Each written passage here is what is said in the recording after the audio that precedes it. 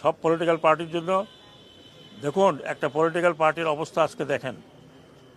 এত বড় একটা দল, এত ঐতিহ্যবাহী একটা দল, যার নামের সাথে বাংলাদেশের স্বাধীনতা জড়িত, আজকে তাদের মেম্বারদেরকে পালিয়ে বেড়াতে হচ্ছে।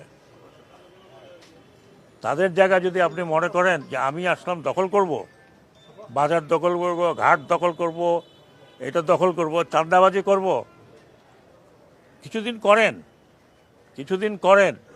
কিন্তু আমি সেনা প্রধানকে বলেছি, রিকোয়েস্ট করেছি, পা ভেঙে যেতে আপনাদের। I don't care, you go to hell. চাঁদাবাজি করবেন। আমি শুনেছি কাওড়ান বাজারে গিয়ে চাঁদাবাজি করেন।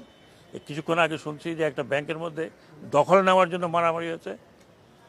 কিছুটা পিরিয়ড এখন আছে, করেন, কিন্তু আমার কানে আসলে ভালো হবে না ভাই। আমি পাবলিকও না, আমি পলিটিশিয়ান।